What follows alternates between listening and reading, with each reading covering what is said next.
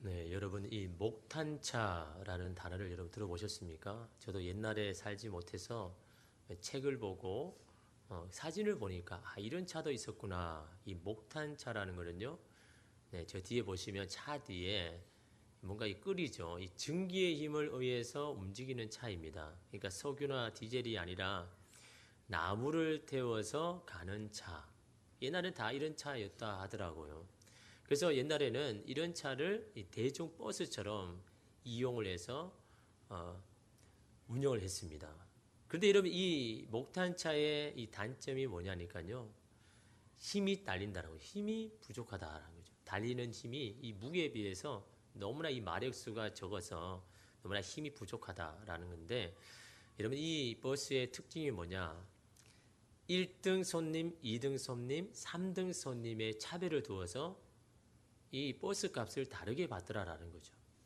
이런 우리가 기차를 타거나 비행기를 타면 1등석, 뭐 비즈니스석 많이 비싸잖아요. 근데 그만큼 사실은 자리도 편하고 뭐 이 서비스도 더 좋기 때문에 비싼 돈을 두서라도 그렇게 하는 사람이 있는데 근데 이 목탄차는요. 1등 손님은 비싸게 받고 그다음 2등 손님, 3등 손님 이렇게 가격을 다르게 했는데 자리는 똑같다라는 겁니다. 뭐 특별한 편안한 자리를 주는 게 아니고 그냥 똑같이 버스에 타는데 그 1등, 2등, 3등 손님 나누어서 돈을 그렇게 받더라라는 거죠.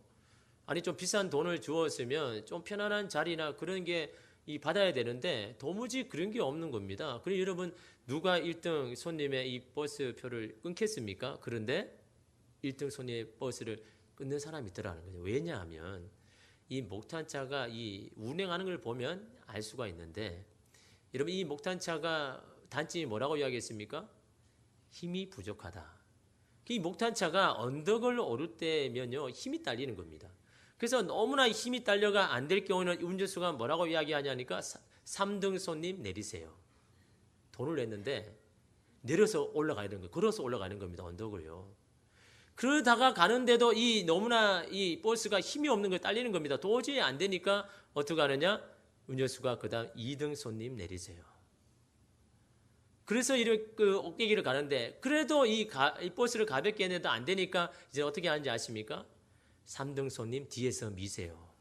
아니 돈을까지 냈는데 내리기는 거 올라가는 건데 뒤에까지 밀어야 되니요.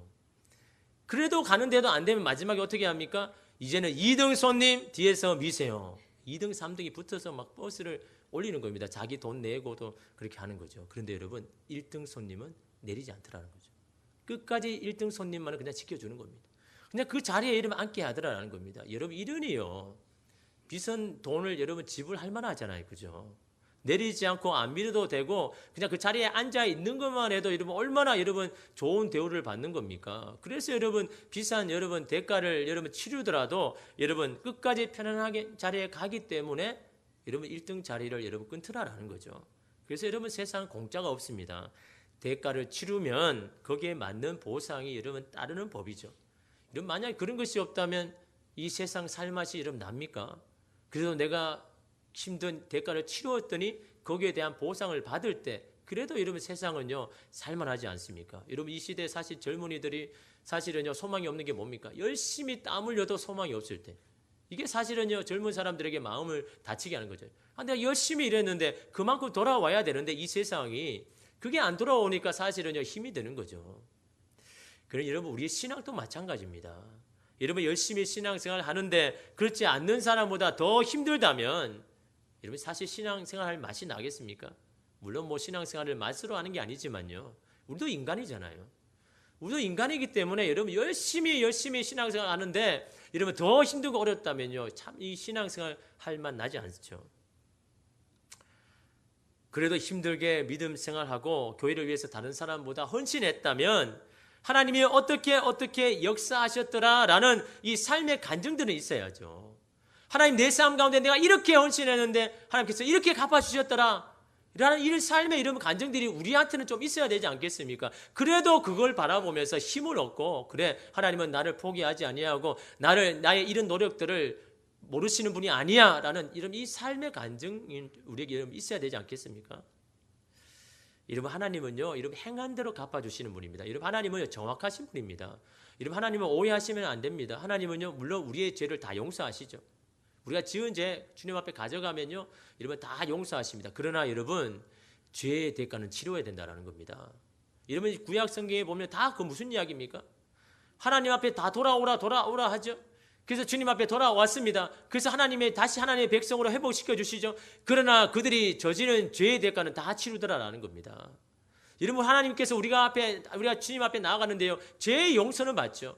그러나 여러분 우리가 이 땅에 살아가는 모든 것을 하나님께서 다 계수하고 계시는 겁니다. 불꽃 같은 눈자로요, 여러분의 인생을 다 지켜보시는 겁니다. 정말 하나님을 위해서 잘 살았는가, 아니면 자기 기분대로 감정대로 삶을 살아갔는가, 하나님에는 다 이 기록책에는요 다 기록되어 있는 겁니다. 그 기록한 대로 여러분 하나님 갚으시는 분입니다. 여러분 하나님은요 그냥요 뭐 다 용서하죠. 그러니까 여러분이요 이 땅에 살아왔는 그것만큼요 하나님 보응하시는 겁니다. 말씀대로 제대로 살았으면 하나님의 놀라운 축복을 주시는 것이고, 말씀대로 살지 않았다면 거기에 대한 대가를 다 치른 후에 하나님께서 또한 그 삶을 여러분 회복시켜 주신다는 거예요. 여러분 이거 알면요 우리가 마음대로 살 수 있을까요? 우리 이 세상에 살면서 내 마음대로 살 수 있겠습니까? 하나님께서 우리의 모든 삶은요 불꽃 같은 종이라 지켜보시는데, 하나하나 다 계수하시는데, 이러면 우리가요 이 마음대로 이러면 살 수 있겠습니까? 그러면 여러분 우리의 신앙에는요 이 원시한적인 이 눈이 좀 가져야 되는 겁니다. 멀리 보는 신앙이 필요하다라는 거죠. 당장 지금만 보고 지금으로 현재를 판단하지 말고 하나님의 때를 바라보는 눈이 필요하다는 겁니다. 하나님의 정하신 때가 있고 우리의 삶 가운데 이끄시고 계획하시는 그 계획이 분명히 있음을 믿고 그 멀리 하나님이 준비하신 것을 바라보면서 오늘 이겨낼 수 있는 이런 하나님의 때를 바라보는 눈이 오늘 우리에게도 이런 필요하다는 겁니다. 그래서 여러분 특별한 일에는요 특별한 사건과 환경이 주어진다라는 겁니다. 여러분 성경에 보면요 여러분 이 변화가 일어나는 시대, 여러분 특별히 시대가 바뀌어지고 새로운 시대를 맞이할 때 하나님은 꼭요 특별한 사람, 특별한 사건, 특별한 환경을 주시더라라는 거죠. 그러나 이런 당사자에게는 그렇죠. 다른 사람에게 일어나지 않는 일이 왜 나에게 일어나는가라고 생각할 수 있겠지만요. 그러나 거기에는 하나님의 특별한 계획이 있다라는 겁니다. 예를 들어서 여러분 이 사사 시대를 마치고 이제 이스라엘이 왕정 시대, 사울이 다스리는 이제 왕의 시대로 가기 전 이 중간 단계에서 여러분 아주 좋은 역할을 해준 사람이 누구입니까? 정말 이 대단한 역할을 해준 사람이 여러분 누구입니까? 다 생각나시죠, 여러분? 사무엘 아닙니까? 사무엘요. 마지막 사사이면서 이 사울에게 왕으로 잘 넘어갈 수 있도록 이 디딤돌이 되어준 이 사무엘. 이 사무엘이요. 사무엘의 아버지가 누구입니까? 어머니가 누구입니까? 엘가나와 한나죠. 여러분 이 한나 남편 엘가나의 사랑을 너무나 많이 받았죠. 엄청 많이 받았습니다. 그런데 그에게는 아이를 낳지 못하죠. 그러니 여러분 어떻습니까? 근데 이 둘째 부인 나는요 자식이 있는 겁니다. 그러니 항상 불안한 거죠. 언제 내 남편의 마음을 빼앗길까? 항상 이 불안 가운데 있는데, 특별히 이 부인 나는요 욕심이 많고 질투가 많고 시기가 많은 거죠. 그러니 어떻게 하든 이 남편의 마음을 빼앗아 와야 되는데 이 한나의 마음을요 계속해서 여러분 자극하는 겁니다. 그게 뭐라고 이야기했겠습니까? 당신은 양심도 없냐? 아니 어떻게 아이도 못 낳으면서 그 자리에 계속 있으려고 하느냐? 무슨 배짱이냐? 나 같으면 수치스러워서 그냥 미안해서 떠날 텐데 막 이 한나의 마음을 자극하도록 하지 않겠습니까? 근데 만약요 한나가 화를 참지 못하고 분인나와 매일 싸웠다면 어떻게 될까요? 남편의 마음이 아마 떠났을 겁니다. 여러분 남편의 마음은 이 단순하거든요. 남자들은요. 죄송합니다. 남자들이 단순하다는 말을 여러분이 격화시킨 게 아니라 여러 가지 것들을 여러분 바라보지 아니하고 한 곳에 이게 집중한다라는 마음이죠. 이름 단순한데 여러분 이 열심히 밖에서 여러분 치열하게 살잖아요. 이 밖에서 열심히 치열하게 살아오는데 이 집에 와서 마음이 좀 평안해야 되는데 막 맨날 싸우고 막 이런 일이 일어나면요. 여러분 이 마음을 가정에 두려고 해도요 마음에 두지 못하는 겁니다. 이 뭐 이렇게 다른 말로 막 속이 상해가지고 가정에 마음을 두지 못하는 거죠. 가정에 왔는데 너무나 이 화목하고 사랑이 넘치고 나를 지지해주고 격려해주면요 이 남자의 마음이요 이 가정에 갈 수밖에 없는데 이 들어오자마자 막 그 마음이 불안하고 막 이게 싸우면요, 여러분 마음이요 있다가도 없어지는 게 이 남자의 마음인데요. 여러분 오늘 이 말씀도 여기 말도 마찬가지죠. 이 한나와 브린나가 맨날 싸운다면 여러분 이 엘가나가 이 집에 오고 싶은 마음이 들겠습니까? 집에 와서 좀 편안해야 되는데 맨날 이 두 여인이 싸우면요, 이 한나를 향한 이 마음이, 사랑하는 마음이 있어도 이러면 그 마음이 떠날 수밖에 없잖아요. 근데 여러분 이 한나는 어떻게 합니까? 이 문제를 가지고 사람에게서 풀려 하지 않더라라는 겁니다. 분인난을 통해서 싸움을 해서 해결하려 하지 않더라라는 겁니다. 주님께 이 문제를 가져왔다는 겁니다. 이게 여러분 중요한 포인트 아닙니까? 여러분 우리가 실패하는 이유가 뭡니까? 물론 여러분 사람을 통해서 문제가 일어나죠. 환경을 통해서 일어나죠. 그런데 여러분 이 사람을 통해서 해결하려고 하더라라는 겁니다. 주님께 가져와야죠. 이 문제를 가지고 주님 앞에 해결함 받아야 되는데 이 사람과 자꾸 풀려 하니까요, 더 일이 여러분 꼬이는 건 아닙니까? 여러분 그리스도인이라도 여러분 염려할 수 있죠. 여러분 염려해도 괜찮습니다. 여러분 우리도 인간인데요, 아무리 신앙생활 한다고 염려가 없겠습니까? 염려해도 괜찮습니다. 염려하십시오. 그러나 그 염려를 가지고 주님 앞에 가져와야죠. 그 염려를 주님 앞에 가져와서 여러분 부르짖고 호소해서 그 염려를 해결함 받아야죠. 그 염려 가지고 아무리 세상에 나가봤자 해결되지 않는 겁니다. 그 염려를 주님 앞에 나갈 때. 오늘 이 한나도 그렇죠. 여러분 사무엘상 1장 9절 10절 말씀에 보면요, 그들이 실로에서 먹고 마신 후에 한나가 일어나니 그때의 제사장 엘리는 여호와의 전 문설주 곁 의자에 앉아 있었더라. 한나가 마음이 괴로워서 여호와께 기도하고 통곡하며. 남편 엘가나가요, 한나가 너무 불쌍하니까 위로해 주려고 같이 먹고 마시는 겁니다. 야 괜찮아, 나는 괜찮은데 너 왜 그렇게 힘들어해? 그 마음에 둘 필요가 없어. 내 마음은 너에게 향하지 않았느냐라고 이 엘가나가요, 이 아내 한나를 막 위로해 줍니다. 그런데 여러분 한나가 보십시오. 아 그래 고마워, 당신의 위로가 있으니까 내가 사네. 여러분 그렇게 한다면요, 또 다음날 분인나가 자극하면요 또 마음에 막 일어납니다. 그러나 한나는 어떻게 합니까? 사람의 위로가 아니라 하나님의 위로를 받기 위해서 여러분 그때에 한나가 어디로 갑니까? 성전으로 가잖아요. 사람의 위로로 그냥 끝내는 게 아니라 주님의 위로를 받으러서 성전을 여러분 나아가지 않습니까? 여러분 이것이요 이 한나의 이 믿음의 선택, 신앙의 선택 아닙니까? 하나님께 여러분 어려운 자신의 마음을 통곡하지 않습니까? 하나님, 다른 사람에게는 평범한 일이 왜 저에게는 이렇게 특별합니까? 너무 견디기 어렵습니다. 힘듭니다. 라고 그 마음을 가지고 여러분 기도하지 않았겠습니까? 여러분 하나님은요 어떤 일을 계획하실 때 우리에게 특별한 환경을 주십니다. 그 환경은요 하나님께 부르짖어 기도하라고 주신 것이지요. 그 환경에 그냥 넘어지고 쓰러지라고 주신 게 아닌 겁니다. 특별한 환경, 내가 열심히 잘 사는데 믿음 생활 잘 하는데 이러면 특별한 어려움이 옵니까? 시련이 옵니까? 그거는 하나님께 부르짖으라는 겁니다. 부르짖음으로 하나님이 예비하신 것을 성취하라고 말씀하고 있는 거죠. 너의 힘으로 하지 못하니 나에게 와서 부르짖어 구하라. 그것을 이길 수 있고 견딜 수 있는 능력을 나에게 받아라. 왜냐하면 여러분 우리가 맞이하는 상황은요 보통 일이 아니거든요.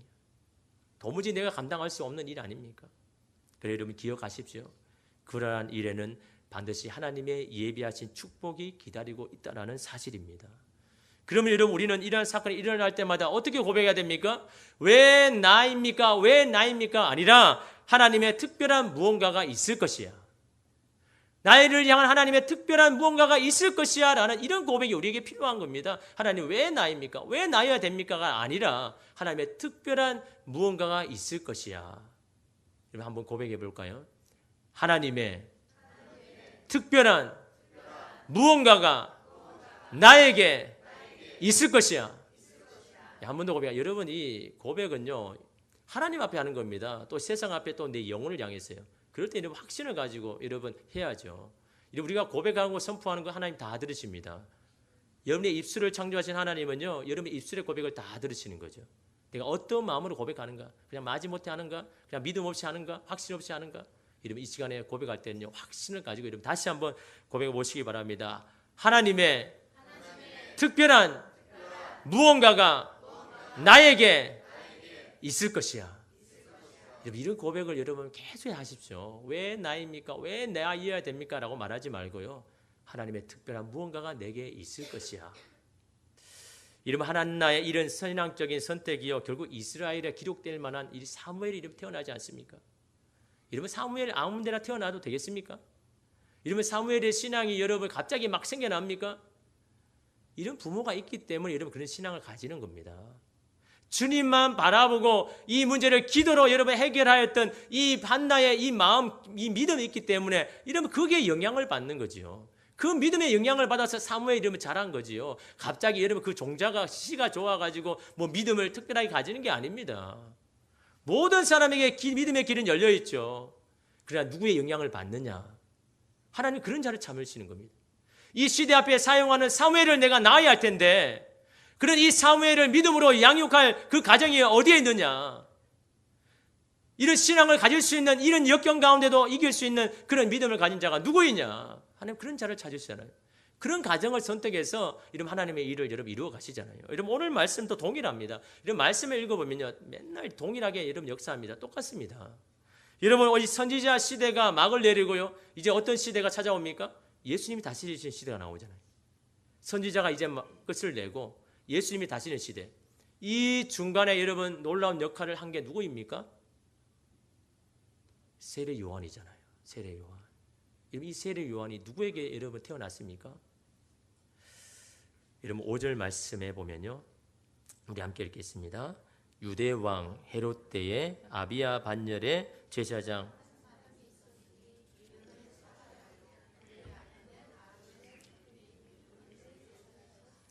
이 세례 요한이 태어나는 가정의 배경을 이렇게 설명하고 있죠. 여러분 그 많은 제사장, 여러분 이스라엘은요, 이 사가랴만 제사장 있는 게 아니라 수없는 많은 제사장이 있었습니다. 근데 왜 이 성경은 이 사가랴를 주목합니까? 그에게는 특별한 일이 있고 특별한 사건이 있기 때문에. 여러분 이들 부부는 누구라고 이야기했습니까? 모두 제사장의 가문입니다. 특별히 여러분 이 엘리사벳은요, 부인은요, 대제사장 아론의 후손입니다. 그럼 그 당시에 제사장 가문끼리 여러분 결혼하는 것은요, 대단한 영광입니다. 모든 사람이 존경할 만한 이 가정이거든요. 자, 어떻게 제사장끼리 이 가문끼리 이 결혼했느냐? 많은 사람들이 보기에 부러워할 만한 여러분 그런 가정이거든요. 또한 여러분 이들은 하나님 앞에도 여러분 인정받는 사람입니다. 6절 말씀해 보면요, 이 두 사람이 하나님 앞에 의인이니 주의 모든 계명과 규례대로 흠이 없이 행하더라. 하나님 앞에 의인이었다. 하나님 보시기도 인정한 사람이었는데, 그러나 여러분 뒤에 보면 흠이 없이 행하더라, 이 말은요, 누구의 인정입니까? 사람들의 인정이라는 거죠. 그들의 모습을 바라보는 사람들이, 야, 이 사람은 정말 믿음이나 율법 생활에 있어서는 정말 흠이 없는 사람이다. 하나님에게도 인정받고 사람에게도 인정받는 그런 삶, 그런 가정입니다. 그런데요, 여러분 사람은 다 가질 수 없죠. 그들에게도 이 세상적인 흠이 있습니다. 그게 무엇입니까? 다른 사람에게는 여러분 평범한 것이 이들에게는 너무나 특별한 것이 되었습니다. 여러분 한나의 이 상황과 똑같습니다. 7절에 보면요, 엘리사벳이 잉태를 못함으로 그들에게 자식이 없고 두 사람의 나이가 많더라. 누가 보더라도 번듯한 가정이고 신앙적으로 모범이 되는 부분이었는데 결정적으로 자식이 없다라는 겁니다. 여러분 그 당시에 유대인들에게 자식은요, 하나님의 축복이고 기업으로 여겼습니다. 또 자식을 못 낳는다는 것은요, 이 하나님의 여러분 죄의 형벌로 여겼다라는 겁니다. 그 당시, 요즘은 뭐 문제가 안 되지만 그 당시에는요 그렇게 여겼다라는 겁니다. 또한 여러분 유대 랍비들은요, 사람이 하나님의 앞에서 파면될 때, 쫓겨날 때 그 목록을 여러분 7가지 유형을 기록하면서 그 서론에 어떻게 해놨냐면요, 유대인이면서 아내가 없고 또 아내가 있으면서도 자식이 없는 사람, 유대인인데도 아내가 없는 사람, 또 아내가 있는데 자식이 없는 사람 하나님 앞에 파문당할 것이다 라고 그렇게까지 여러분 기록해 놨다는 겁니다. 여러분 제사장끼리 결혼한 이룬 가정 아닙니까? 누구나 부러워하는 그런 가정에서 자식이 없다는 것은요, 얼굴을 들고 다니지 못하는 그런 수치였다라는 겁니다. 아마 이것이 여러분 그들에게는 가장 힘든 것이 아니겠습니까? 또한 이들에게는 여러분 희망을 가져볼 여지도 없습니다. 오늘 성경에 보니까 뭐라고 이야기합니까? 두 사람의 나이가 많더라. 이 말은 무슨 말입니까? 더 이상 아이를 가질 수 있는 생물학적인 나이가 지났다라는 겁니다. 더 이상 인간적으로 아이를 가질 수 없게 되었다는 선언 아닙니까? 한번 생각해 보십시오. 누구보다도 하나님을 잘 믿는다고 여겨왔고 실제로 열심히 하나님을 섬겨 이래왔는데 자신에게 주어진 것은요, 자식이 없는 서름과 수치이니 말입니다. 제사장은 누구입니까? 사람을 축복하고 사람들을 위로한 자 아닙니까? 그러니 여러분 어떻게 축복할 수 있겠습니까? 어떻게 이런 위로할 수 있겠습니까? 자신의 지금 이런 상황인데 여러분 누구를 위로하고 이런 축복할 수 있겠습니까? 그 마음에 있는 이 자괴감이요. 여러분 이들이 얼마나 여러분 힘들까요? 여러분 가운데도 이런 여러분 상황에 처한 분들이 있습니까? 열심히 살아왔고 열심히 신앙생활을 했는데 돌아오는 것은 그만큼의 보상이 아니라 시련이고 역경이 찾아왔다면 말입니다. 남에게는 평범하게 주어지는 것이 내게는 왜 이토록 힘들고 어렵고 특별한지 속상할 때가 있지 않습니까? 야속감, 배신감이 들 때가 많지 않습니까? 그러면 기대하십시오. 하나님의 특별한 계획이 준비된 겁니다. 이유 없는 하나님의 이런 인도하심이 아닙니다. 내가 열심히 살아가는데도 오는 그런 환경과 역경은요, 하나님이 주시는 특별한 계획이 오늘 우리 가운데 있다라는 것을 이런 말씀해 주고 있다라는 겁니다. 여러분 보통 우리는 어떻게 합니까? 이런 삶이 막혀지면요, 마음이 닫아버리죠. 기도도 나오지 않고 의욕도 잃어버리죠. 아무것도 하기 싫어지지 않습니까? 무언가를 하고 싶은 여러분 생각도 들지 않습니까? 그러나 여러분 그렇게 하라고 하나님 우리에게 특별한 환경을 주신 것이 아니더라라는 겁니다. 기도하라라는 겁니다. 이제 너의 열심과 애씀을 내려놓고 주님께 부르짖어 기도하라는 겁니다. 전적으로 주님께 매달리고 주님을 주목하라라는 겁니다. 왜냐하면 하나님의 특별한 예비하심과 계획하심 있게 해요. 여러분 이들은요 평상시처럼 자기들에게 주어진 일을 감당합니다. 자신이 해야 할 일들을 변함없이 해나갑니다. 그리고 더욱더 주님 앞에 기도합니다. 여러분 13절 말씀 우리 함께 읽겠습니다. 천사가 그에게 이르되 사가라여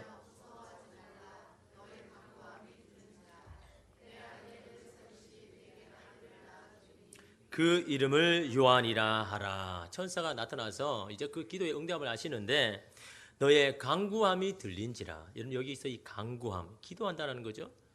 여러분 이 기도라는 이 일반적인 단어는요 헬라어로는 프로시케라고 합니다. 일반적으로 우리가 기도하는 것을 프로시케라고 하는데 이때 이 간구함의 헬라어는요 데시스, 특별한 기도. 우리가 주님 앞에 특별한 기도를 올려드릴 때 이 단어를 사용하는 겁니다. 데시스, 특별한 기도. 지금 여러분 이 사가랴가요 하나님 앞에 기도하는 것은요 특별한 기도를 내가 너의 이 기도를 들었다라고 말하고 있는 겁니다. 여러분 특별한 기도는 어떤 기도입니까? 일반적으로 하는 그런 기도가 아니고요. 내 마음을 다해서 간절하게 애절하게 주님 앞에 믿음으로 고백하는 것이 내 생명을 다해서 기도하는 것이 특별한 기도인 겁니다. 그냥 기도가 아니고요. 하나님께서 뭐라고 이야기합니까? 너의 기도가 들렸다. 그래 특별한 기도가 들렸다고. 이런 마치 여러분 야곱이요 야복 강가에서 드린 기도가 이런 기도입니다. 여러분 강 건너에는요 형 에서가 수백 명의 사람들을 칼로 무장을 하고 자신을 기다립니다. 건너가기만 하면 이제 죽게 생긴 거죠. 그럴 때 이러면 야곱이 어떻게 합니까? 가축들을 다 먼저 보내죠. 그러면 이 가축을 받고 용서해 줄까 싶어서. 그 다음에 또 어떻게 합니까? 종들을 다 보내죠. 그 다음엔 자녀들을 보냅니다. 마지막 아내까지 먼저 보냅니다. 이렇게 이러면 연약한 자가 야곱입니다. 이러면 그 자리에 야복강가에서 앉아서 이러면 뭐 합니까? 하나님과 씨름했다고 하지 않습니까? 여러분 씨름했다는 것은요 하나님과 붙들고 싸웠다라는 겁니다. 어떻게 싸운 겁니까? 기도로 싸웠다라는 겁니다. 이러면 기도로 싸울 때는 어떻게 기도합니까? 그냥 여러분 평상시에 기도합니까? 생명을 걸고 기도하는 겁니다. 하나님 이 자리에서 나를 축복하지 아니하시면 저는 한 발자국도 물러서지 않겠습니다. 야곱은 이런 기도를 올려드린 겁니다. 특별한 기도를 올려드린 겁니다. 여러분 그럴 때 하나님께서 이 야곱 가운데 임하시잖아요. 여러분 이 특별한 기도를 통해서 여러분 야곱의 인생이 완전히 바뀌어져 버립니다. 그동안 자기 힘으로 이끌어왔던 삶이 아니라 이제는 하나님께서 이끌으시는 삶. 그래서 이름이 바뀌었잖아요. 야곱에서 너는 이제 이스라엘을 하라. 하나님이 너를 통치하시는 너는 그런 자다. 그러면 이름을 주시지 않습니까? 그런 특별한 기도를 여러분 그때 하나님께서 들으셨는데 오늘 말씀의 이 사가랴도 마찬가지입니다. 그 특별한 기도를 하나님께서 들으셨다는 겁니다. 그런데 여러분 이 간구함이 들린지라. 이 들린지라라는 이 표현은요. NIV 영어 성경에는 현재 진행이요. 현재 진행이 뭡니까?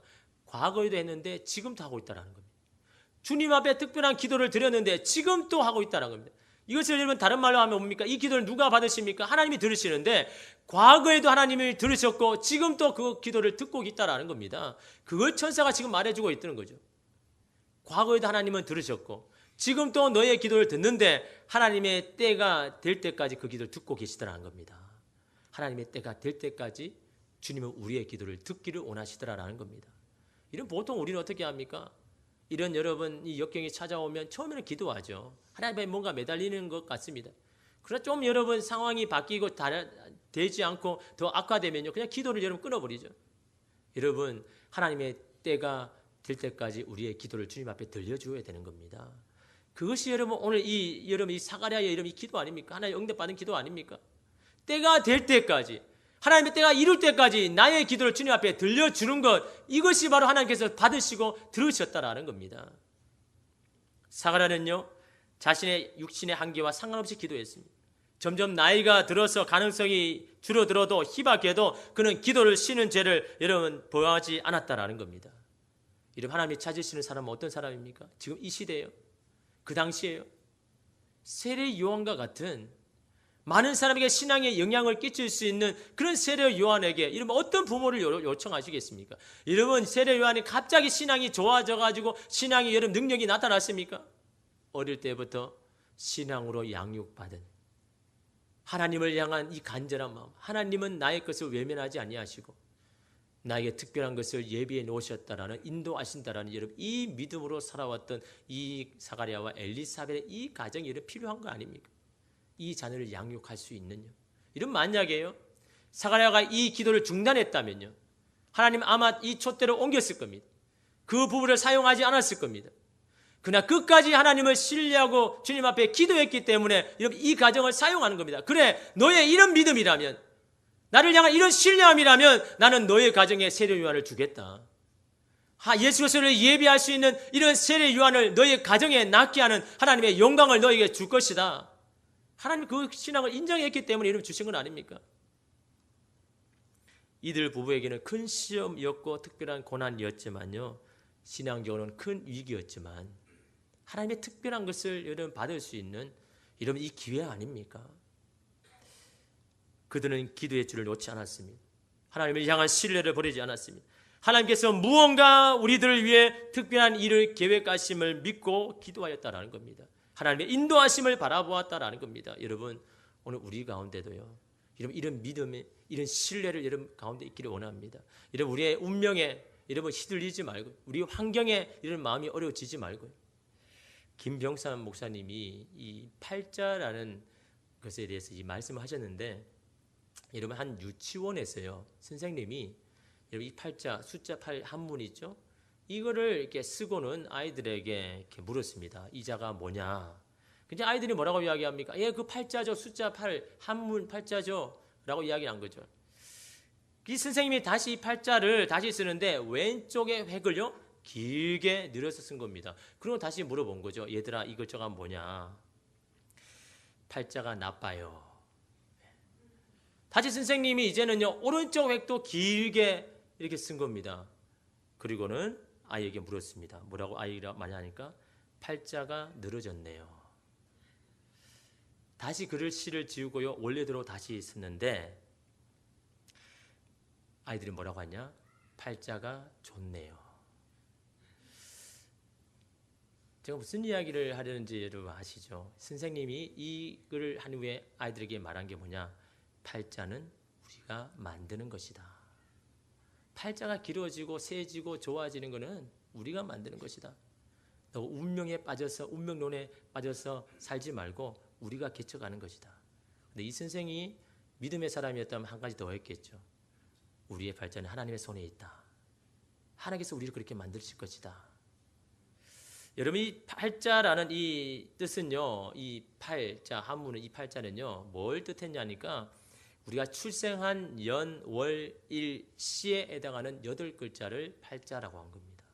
다시 말하면 사람은 이 팔자의 좋고 나쁨에 따라서 인생이 좌우된다는 신념이 바로 이 팔자라는 이 신념 가운데 여러분 있더라는 겁니다. 그가 언제 태어났고 어떤 시간에 태어난 것에 따라서 그 사람의 팔자는 정해졌다라고 말하는 것이 운명론에 빠진 사람들 아닙니까? 여러분, 우리가 믿는 사람의 특권이 무엇입니까? 우리는 팔자를 이야기하는 운명론자가 아니라 우리의 삶을 인도해 가시는 하나님을 고백하는 자 아닙니까? 그렇게 우리의 인생의 팔자에 따라 바뀌는 것이 아니라 하나님의 인도하심 가운데 있다고 고백할 수 있는 것, 이것이 여러분 우리가 믿는 사람의 이름 특권 아닙니까? 세상과 다른 특권이 무엇입니까? 나의 인생은 주님께 있다. 주님의 인도하심에 있다. 이렇게 자신 있게 고백할 수 있는 사람이 여러분 우리가 믿는 사람 아닙니까? 이게 여러분 세상과 다른 점 아닙니까?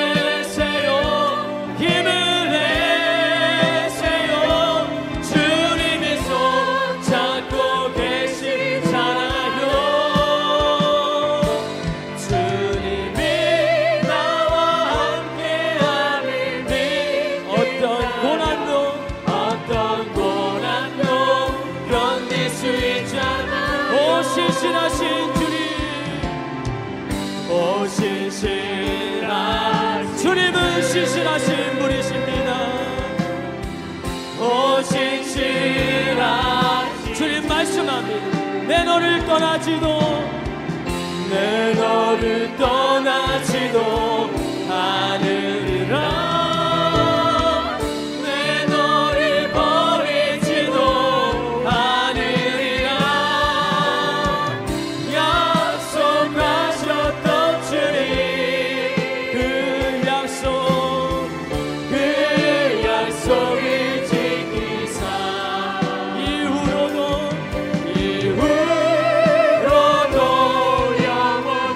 나를 지키시리라. 우리 한 번 더 고백하며 찬양합니다. 오 신실하신 하나님, 오 신실한 주님은 신실하신 분이십니다. 주님 우리 인생 가운데 한 번도 실수하지 아니하시는 나의 하나님이 되십니다. 내가 믿고 의지하시는 우리 하나님이 되십니다. 내 너를 떠나지도 않으리라.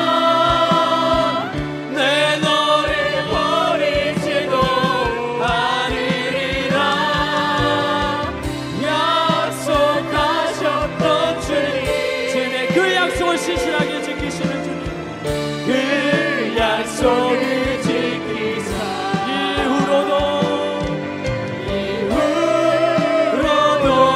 영원토록 주님 나를 지키시리라. 이 시간 주님 앞에 기도하며 나아가겠습니다. 주님 앞에 이 신뢰함을 여러분 앞에 드리시길 바랍니다. 예, 주님만 붙들겠습니다. 내 너를 떠나지 아니하리라, 내 너를 버려 아니하리라 말씀하신 하나님, 그 주님만을 의지하며 그 주님만을 붙들며 나아가겠습니다. 신실하신 주님만을 바라보며 나아가겠습니다. 우리 믿음으로 고백하며 기도하며 나아가겠습니다. 기도합니다. 오 주여 아버지 하나님, 우리 인생의 길에 힘이 되신 하나님, 우리가 넘어지고 견딜 수 없는 순간에도 주님 우리 하나님이 되셔서 우리를 이끄시는 하나님, 그 주님만을 바라보며 나아가겠습니다. 신실하신 하나님을 바라보며 나아가겠습니다.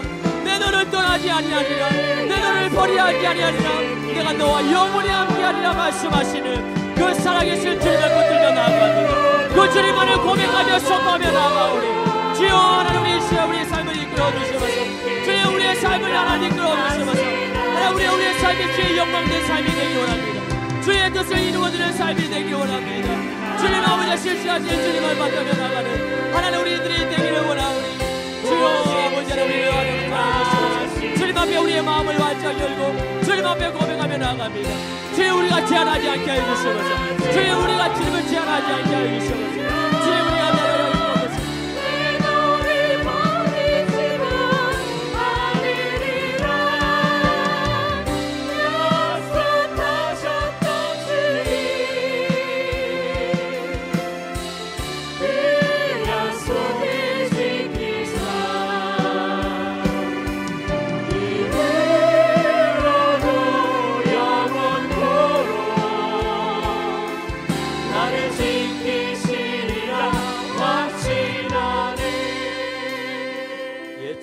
믿습니다.